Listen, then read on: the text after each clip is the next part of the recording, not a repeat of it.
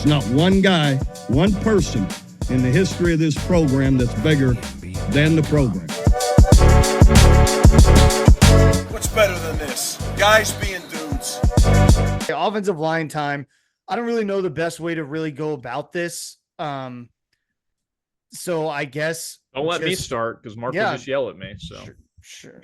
Oh my God! You stop. You stop. Okay, then. Hey, let me. There's one question really that. So I was listening to our peer podcast, The Oklahoma Breakdown, and Gabe brings up this point where at Coach's Media Day or whatever in Oklahoma, the first name that Brent Venables brought up as someone who's really bringing it on the offensive side of the ball is Joshua Bates at center.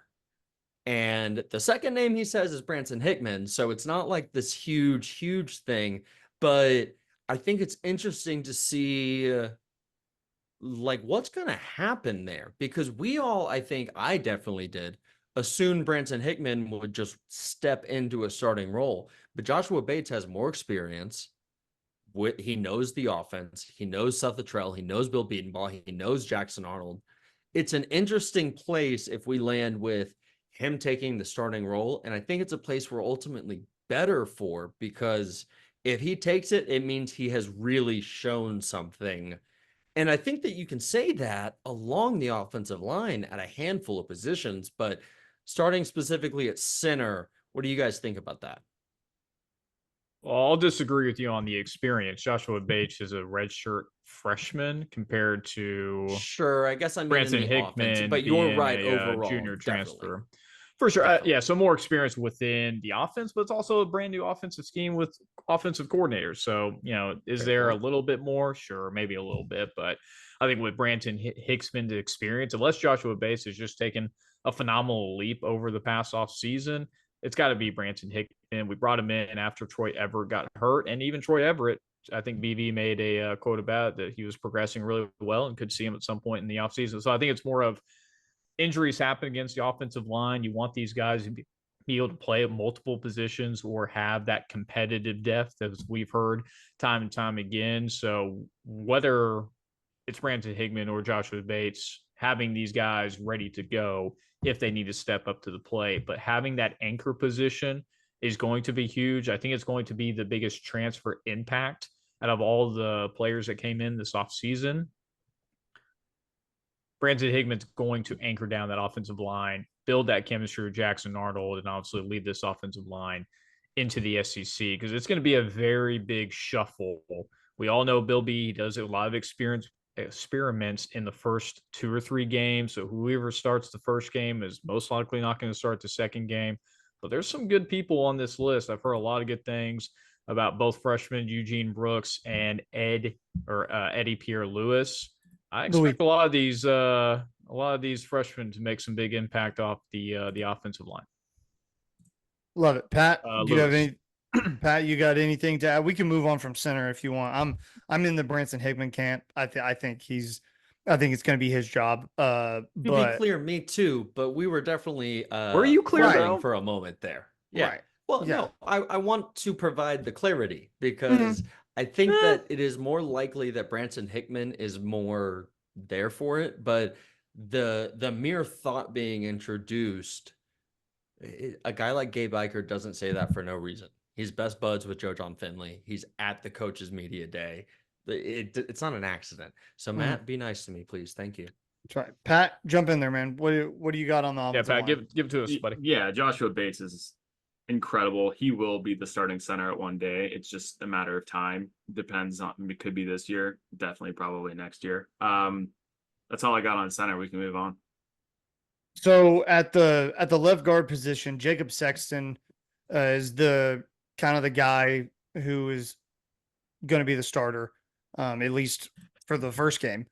I don't really know how I feel about Jacob Sexton, but I know how I feel about Heath Zeta, and I don't want to see him. So just too small still. Yeah, I can't do it. So Jacob Sexton at left guard, or at least one of the guards, to me makes the most sense. And then at left tackle, Michael Tarkin. Tarkin, is that how you say his last name? It is. Yeah. Tarquin. Nope. I don't know. But don't I'm think trying to get Tarkin's measurements in front of me. So 6'6", 317. It's a big guy, comes from USC in Florida. I I think he's got to be the guy. He's got to anchor you down, especially with a young quarterback. You have to rely on a guy like that to be the leader, have the experience, and be the voice of reason on that offensive line when everything's going to crap and Bill B's shuffling people around like we know he's going to do. Hopefully he can kind of step in there and be the guy to calm everybody down and say, like, I got this. Well, and to that point, if you're looking at it and you assume Michael Tarkin's the starter, and maybe he's not, but maybe he is, you assume he's a starter as a redshirt senior. Jacob Sexton's a junior. Branson Hickman is a redshirt junior. Fabechi Wewu, transfer from UNT. I think that dude is just locked in at the right guard position. I think that is set up. He came in and it has just kind of taken a position, and that's, hey, fantastic. You know what? I don't want to see a freshman guard if we don't have to. I don't want to see a freshman anything if we don't have to. Caden Green should be an outlier, especially because those guys leave us immediately, apparently. And at right tackle, I think Jake Taylor sort of has that locked up. And that's another interesting one, because when Spencer Brown came in the spring, we sort of assumed, that's it. At least a depth piece and definitely a possibility as a starter. And now it feels like Jake Taylor has really taken that on. I was speaking with a friend of the pod, Ryan Heil, the other day, and he brought up a good point that was like, okay, yeah, Spencer Brown has a ton of starts. I think 11 starts last season, 12 the year before that. He's a starter at Michigan State. How many wins does Michigan State have the last 2 seasons? There's a reason these guys hit the portal. So I'll be very interested to see how that battle plays out as well at right tackle. But if they're close, give me Jake Taylor, man. I want to get the young guy more reps than the older guy, especially when we've got such experience along the offensive line already. Well, and you don't ever wish for this, but at some point, somebody's going to get banged up. So really, you need to be confident in your guys. That 2 deep is so important. Like, to the first and second string guys, that matters a lot, because somebody's going to get banged up and have to come out, even if it's just for a series or 2. And to know that you can rely on some guys, like the reason that we're talking about Branson Hickman and Josh Bates, like that's a good problem to have, right? You look, like you just said, at Jake Taylor and Spencer Brown. Good problem to have. The guy, if Jake Taylor is the guy, right behind him is that redshirt senior who transferred in. So I like where we're at on the offensive line. Now, again, remains to be seen. We'll see what happens. In Bill B, we trust, but I think the first 3 games are going to be really, really important for this offensive line. Not like they always are with the Bill B and Ball offensive line, because those first, kind of low leverage non-conference games are where we find out kind of who the line is going to be. And then by Texas, that's when Tennessee this year. I know. Yeah. That was my next point, is you can't wait to get to Texas now. You have to be ready to go by Tennessee. So do we see it kind of accelerated, or do we still see Bill B kind of switch up his mentality and stick with the 5 he thinks is best from the jump and see how well they adjust through the first 3 weeks? I don't know. I don't know the answer. I'm really hoping there's any way we can. I'm really hoping the Houston game shows us a lot. Like, that's a decent-ish enough opponent where I'm Big hoping 12? Yeah, Big 12 team, right? I'm hoping that after the game against Houston, he has it 80% figured out. Maybe there's one guy that he's unsure about, but I'm really hoping at that point in time he has it figured out. I was just gonna point out the freshmen, and how incredible their size is and their talent coming in. they're going to push these guys to be good too. Like the juniors and seniors are going to have to perform because Daniel Akinkume is ready. He's ready to sing the British national anthem against Tennessee, right? Josh Sosa, these guys, Eugene Brooks, missing one out, Eddie Perry, Luis. I'm so excited for these freshmen in the future. Hopefully they push the other guys to be better too. Yeah, I'd like to see them push and put some pressure on some guys. Because as we know, like we've said a million times, Brent's not afraid to play freshmen. Now on the offensive line, we'll see, just because it's kind of a high leverage unit. Because if your offensive line is bad, your team is pretty bad for the most part. So Matt, go ahead.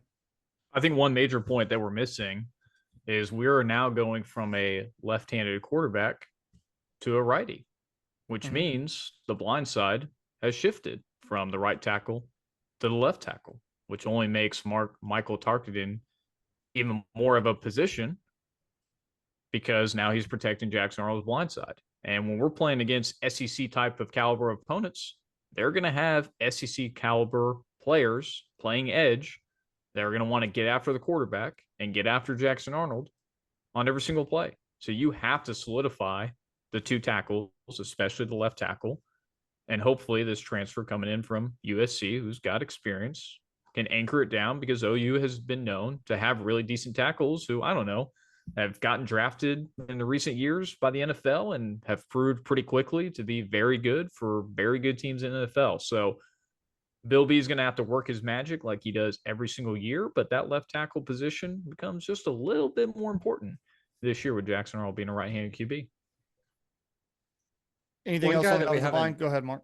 Yeah, we just haven't talked about him nearly enough, probably, is Gary Hatchett. That's the transfer from Washington, who is coming in and is a competitor at the guard spot. I think that, between who is it? Sexton, one of our Jakes, Sexton and Hatchett. And you throw in Eugene Brooks, who looked really good in the spring, Eddie Pierre-Louis, who might be the best athlete we have on the offensive line. I think that the competition there, at least, is going to be strong. Oh, Mark is gone. No, he's here. He's here. He's just audio. There it is. There it is. I'm back. Okay, nice. All right, guys. I am not as worried about the offensive line after doing some research for this and looking at the names, looking who we have. We just got to see it come together. It's the same bet that we're making with Jackson Arnold, right? It's the same bet that we're making with a Caleb Hicks. It's the same bet we're making with a Jaden Gibson. And that's college football. There's turnover every 4 years. You have to be able to make the bets. Quick question for the group. Speaking of freakish athletes, EPL, we saw him run track. He is very fast for the guy his size. Do you think any one of us can outrun him on a 100-meter dash? Absolutely. Patrick with his long legs? What was it? Mason? I don't know. I probably 100 not. meters, you versus EPL. Who's winning? Anyone in this group? EPL. There's no You think shot. he's outrunning all of us? Yes. He was running in state track meets. There are dudes his age in the prime of their athletic career that are losing out to a 320-pound guard. I promise you, all of us pushing or past 30 are not doing that, man. Yeah. If I got like a 10-meter head start, I bet I could. Well, now you're throwing conditions in. Like, so Well, I'm just saying. Thad Johnson against a cheetah? What are you doing? yeah. I give myself a fighting chance. Okay. Anything else on the offensive line before we move on? Okay, I want to throw this out. 3, 2, 1, go! There's not one guy, one person in the history of this program that's bigger than the program. What's better than this? Guys being